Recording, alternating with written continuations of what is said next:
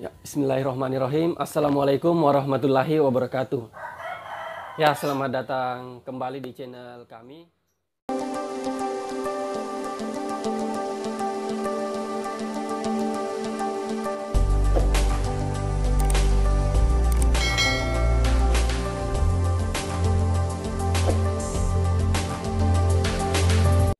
Silakan kawan-kawan simak apa yang saya sajikan berikut ini.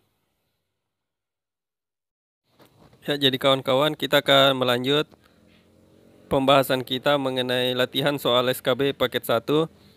Jadi video ini merupakan lanjutan dari video sebelumnya, yaitu video latihan soal SKB part 1. Ya, soal pertama pada kesempatan kali ini yaitu anak dapat menunjukkan sikap marah dalam kondisi yang wajar adalah karakteristik perkembangan bahasa anak usia sekolah dasar. Ditinjau dari segi, nah opsinya kawan-kawan, A. mental, B. psikomotorik, C. kognitif, D. emosional.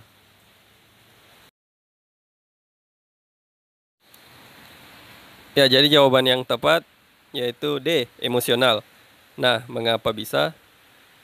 Nah, pembahasannya, segi sosial emosionalitas pada anak antara lain ditunjukkan dengan anak yang pertama, anak mulai tidak suka terikat dengan orang dewasa.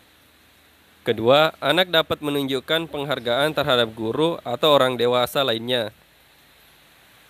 Ketiga, anak dapat menunjukkan empati terhadap suatu kondisi. Yang keempat, anak menunjukkan keceriaan dalam berbagai aktivitas bersama kelompok teman sebayanya.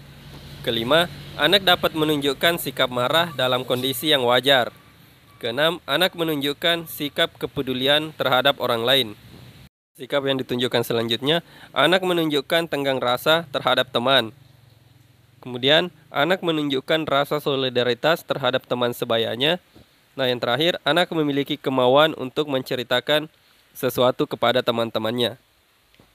Nah, jadi dari pembahasan ini, kita bisa sama-sama lihat kawan-kawan bahwa anak menunjukkan sikap marah dalam kondisi yang wajar itu masuk dalam segi emosional ya, karena sesuai dengan yang dibahaskan ini mengenai sikap yang ditunjukkan anak dari segi sosio-emosional.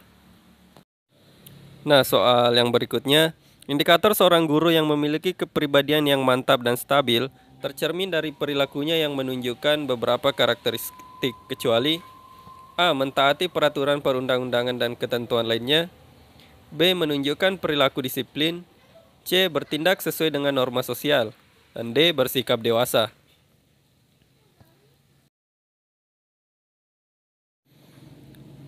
Yap, jadi jawabannya adalah D. bersikap dewasa. Nah, mengapa bisa D? Mari kita lihat pembahasan berikut ini kawan-kawan. Indikator seorang guru yang memiliki kepribadian yang mantap dan stabil tercermin dari perilakunya yang menunjukkan karakteristik diantaranya. Yang pertama, mentaati peraturan perundang-undangan dan ketentuan lainnya. Yang kedua, menunjukkan sikap yang disiplin. Nah, yang ketiga, bertindak sesuai dengan norma sosial. Keempat, bangga sebagai seorang pendidik. Yang kelima, memiliki konsistensi dalam bertindak sesuai dengan norma dengan ciri mentaati tata tertib secara konsisten dan memiliki disiplin diri secara konsisten. Nah, dari pembahasan yang ada kawan-kawan mengenai karakteristik yang mencerminkan indikator guru memiliki kepribadian yang mantap dan stabil. Nah, di sini kita bisa bandingkan dengan opsi yang ada.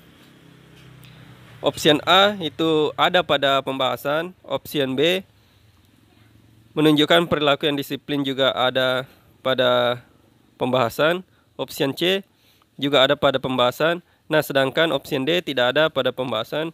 Nah, jadi jelas di sini kawan-kawan bahwa jawabannya yaitu opsi D. Ya, kita ke soal berikutnya kawan-kawan.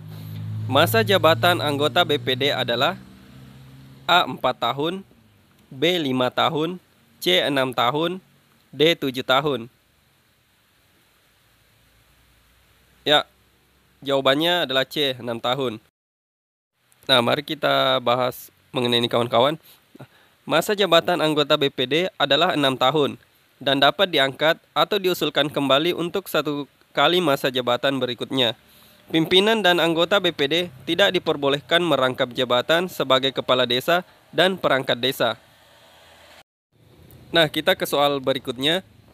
Berikut ini yang bukan merupakan bagian perangkat daerah kabupaten atau kota adalah A. Sekretariat daerah, B. Sekretariat DPD, C. Sekretariat DPRD, D. Dinas daerah. Ya, jadi jawabannya B. Sekretariat DPD. Nah, mengapa bisa? Nah, sesuai pembahasan ya kawan-kawan. Berikut adalah perangkat daerah kabupaten atau kota, yaitu yang pertama, Sekretariat daerah, yang kedua, Sekretariat DPRD, yang ketiga, Dinas daerah, yang keempat, Lembaga Teknis daerah. Nah, jadi di sini ada 4 yang termasuk perangkat daerah kabupaten atau kota ya kawan-kawan. Nah, sesuai dengan soal, karena yang ditanyakan adalah yang bukan merupakan bagian perangkat daerah kabupaten atau kota, maka jawabannya adalah B. Karena poin A itu ada di pembahasan, poin C juga ada di pembahasan, poin D juga ada di pembahasan. Jadi yang tidak termasuk itu poin D. Nah, kita ke soal berikutnya. Hak DPR untuk meminta keterangan kepada pemerintah mengenai kebijakan pemerintah yang penting dan strategis serta berdampak luas pada kehidupan bermasyarakat dan bernegara merupakan pengertian dari A. Hak angket, B. Hak asasi manusia, C. Hak menyatakan pendapat, D. Hak interpelasi. Ya, jadi jawabannya yaitu D. Hak interpelasi. Nah, mengapa D? Sesuai dengan pengertian hak interpelasi, hak interpelasi adalah hak DPR untuk meminta keterangan kepada pemerintah mengenai kebijakan pemerintah yang penting dan strategis serta berdampak luas pada kehidupan bermasyarakat dan bernegara. Nah, ini sesuai dengan penjelasan pasal 27A Undang-Undang Nomor 22 Tahun 2003. Ya, jadi jelas ya kawan-kawan, itu jawabannya adalah D, hak interpelasi. Ya, kita ke soal berikutnya. Berikut adalah dampak positif globalisasi di bidang ekonomi, kecuali A. Peluang usaha secara internasional menjadi lebih terbuka, B. Pemasukan devisa dari sektor pariwisata akan semakin bertambah, C. Pasar bebas antar negara akan memungkinkan kegiatan ekspor impor barang dan jasa semakin berkembang, D. Mengenal budaya dari negara lain. Nah, tentu jawabannya D ya kawan-kawan, yaitu mengenal budaya dari negara lain. Nah, dari soal ini kita harus perhatikan ya kawan-kawan, yang ditanyakan yaitu dampak positif globalisasi di bidang ekonomi kecuali. Nah, berarti yang bukan merupakan dampak positif globalisasi. Nah, langsung saja kita ke pembahasannya kawan-kawan. Dampak positif globalisasi ekonomi. Yang pertama, peluang usaha secara internasional menjadi terbuka sehingga para pengusaha dapat menjangkau pangsa pasar di negara lain. Kedua, terbukanya banyak lapangan pekerjaan baru sehingga angka pengangguran di suatu negara akan berkurang. Ketiga, pemasukan devisa dari sektor pariwisata akan semakin bertambah karena wisatawan asing yang datang ke suatu negara untuk tujuan berwisata akan semakin banyak. Keempat, pasar bebas antar negara akan memungkinkan kegiatan ekspor impor barang dan jasa semakin berkembang. Kelima, munculnya pusat-pusat perbelanjaan modern dan membuka semakin banyak peluang usaha dan lapangan pekerjaan.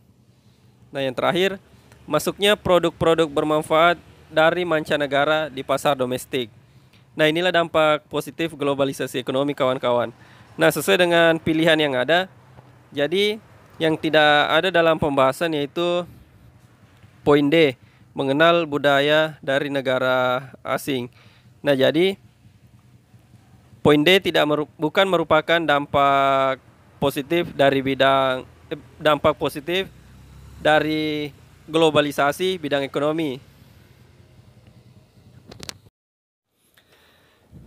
Nah, mungkin sekian kawan-kawan untuk kesempatan kali ini.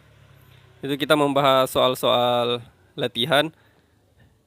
Nah, pada soal SKB kali ini yang barusan kita bahas itu merupakan lanjutan dari soal sebelumnya atau video sebelumnya. Ya, kawan-kawan bisa lihat di video sebelumnya, itu video latihan soal SKB part 1. Jadi ini lanjutan dari video tersebut. Nah, jadi antara video yang kita bahas barusan dengan soal di video tersebut itu berbeda kan kawan, karena merupakan lanjutan. Jadi untuk latihan paket latihan dari bahan yang saya gunakan untuk belajar mempersiapkan diri mengikuti tes SKB itu seperti ini ya kawan-kawan gambarannya. Untuk paket 1 seperti ini gambaran soalnya. Jadi kawan-kawan sama-sama kita belajar. Ya, jadi kawan-kawan perlu pahami bahwa soal yang saya bagikan ke kawan-kawan ini hanya merupakan sebagian dari beberapa soal yang ada pada paket latihan yang saat ini saya gunakan untuk belajar. Jadi tidak semua saya masukkan atau bahas dengan kawan-kawan. Karena ketika ada soal yang menurut saya jenisnya mirip, ya tidak saya angkat lagi. Jadi saya di sini hanya mencoba mengangkat atau memberikan gambaran ke kawan-kawan seperti apa paket latihan soal yang saya gunakan untuk belajar dari bahan yang saya gunakan untuk belajar ini. Nah, mungkin selanjutnya masih ada untuk paket 1, masih ada soal nanti yang akan saya bagikan ke kawan-kawan, kita bahas bersama. Jadi kawan-kawan bisa nantikan pembahasan berikutnya. Ya, terima kasih kawan-kawan sudah menonton video ini sampai selesai.